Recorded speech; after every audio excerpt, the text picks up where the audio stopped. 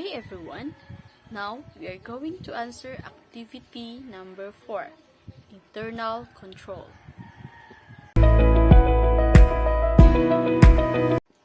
Question number 1. What is internal control? Why internal control is important in maintaining information security in an organization? So internal control describes the policies, plans, and procedures implemented by the management of an organization to protect its assets, to ensure accuracy and completeness of its financial information to meet business objectives.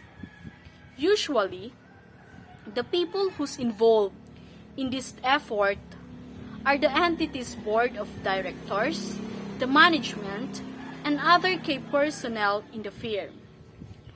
Internal control is really important in maintaining information security in an organization to have assurance that the goals and objectives of the organization can be achieved, which is to have effectiveness and efficiency of operations, reliability of financial reporting, protection of assets, and compliance with applicable laws and regulations. Question number 2. According to 1992 COSO report, what are the 5 components of internal control system? Briefly describe each.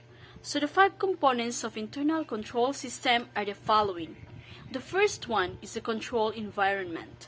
The control environment establishes the tone at the top of a company, influences the control awareness of the company's employees. It is the foundation for all the other internal control components and provides discipline and structure. There are several factors that are included in control environment. The first one, and usually to be the most important, is top management oversight, integrity, and ethical principles that guide the organization.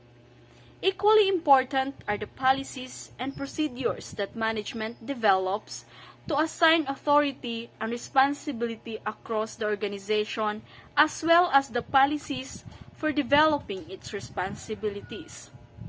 Second is risk assessment. The primary purpose of risk assessment is to identify the organizational risk, to analyze their potential in terms of cost and likelihood of occurrence in order for them to know if what are those control that needs to implement where projected benefits outweigh the cost. Through risk assessment, the company would be able to develop policies and procedures which can help them to protect all of the different assets of the firm. Third is control activity. So control activity includes a wide variety of activities throughout the firm and are typically a combination of manual and automated controls. Some examples of these activities are approvals, authorizations, verifications, reconciliations, review of operating performance, and segregation of duties.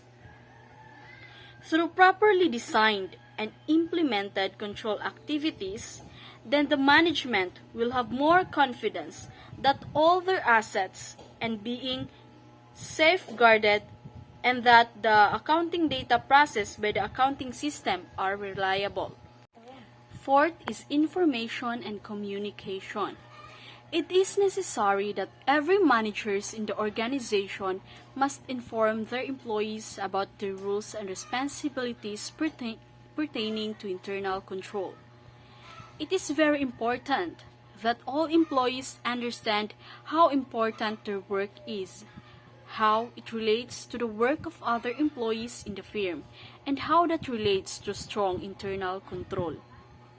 It is equally important that management understand the importance of keeping good working relationships between all layers of management so that the employees feel safe communicating any possible problem they may find, and they will be more likely to point out any problems that may detect and corrective action can be initiated.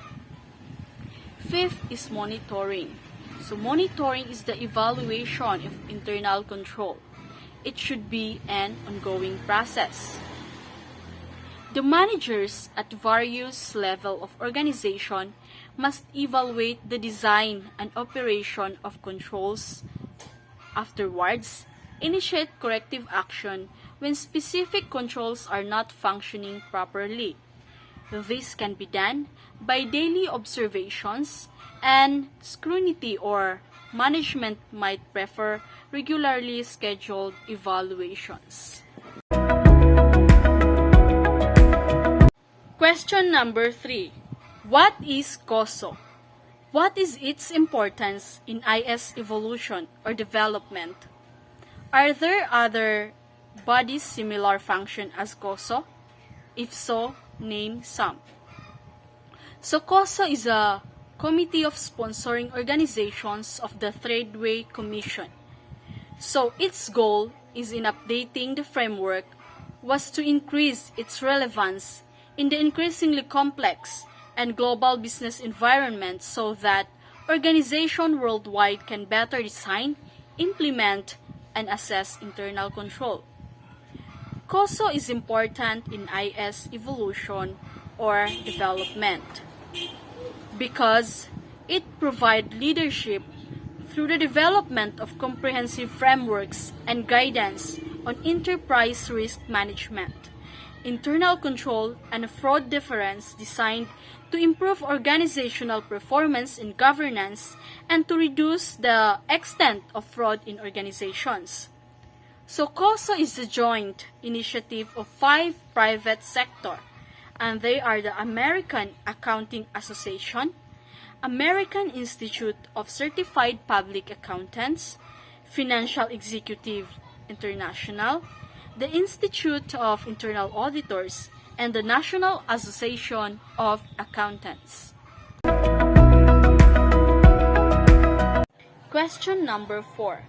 What are the updates of the 1992 COSO report submitted by the same organization? Explain briefly what each primarily contained. So, the 3 additional components of ERM are objective setting, event identification, and risk response. So, the first one is the objective setting. The primary purpose or goals of objective setting is to help an organization determine if the objectives are aligned with the organizational strategy and that goals are consistent with the level of the risk the organization is willing to take. And it is viewed from 4 perspectives. First perspective is the strategic, or the high-level goals and the mission of the firm. Second is operation, which is the day-to-day efficiency, performance, and profitability of the firm.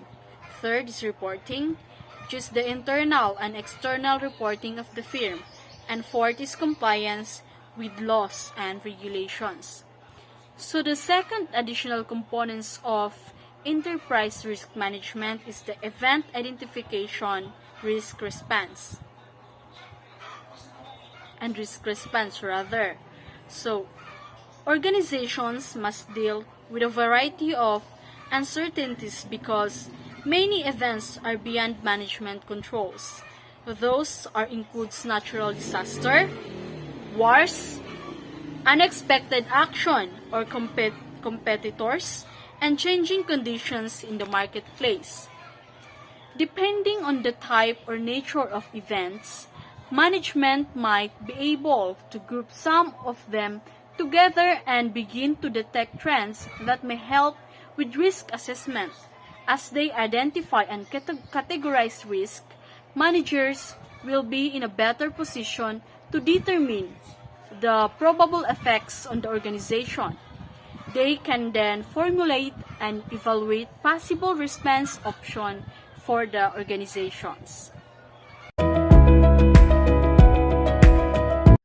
Question number 5. Mention some internal control activities common to organizations. From those, choose through your own opinion the two most important activities and explain your reasons. So some internal control activities are a good audit trail, sound personnel policies and practices, separation of duties, physical protection of assets, review of operating performance, and timely performance report. For me, the two most important activities are separation of duty, because it is important that duties are divided among different employees in order to reduce the risk of error or inappropriate action. For example, responsibilities for receiving cash or checks, preparing the deposits, and reconciling the deposits should be separated. Second is review of operating performance. Management review of transactions, operating and summary reports help monitor performance against goals and objectives, spot problems, identify trends, and etc.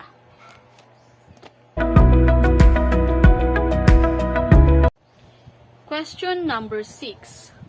What are the three types of internal control? Briefly describe each. So the three types of internal control are the following. The first one is the preventive control. These are controls that management puts in place to prevent problems from occurring. Second is detective control. It alerts managers when preventive control fails. Lastly is the corrective controls. These are procedures a company uses to solve or correct a problem. Organization can initiate corrective action only if corrective controls are in place.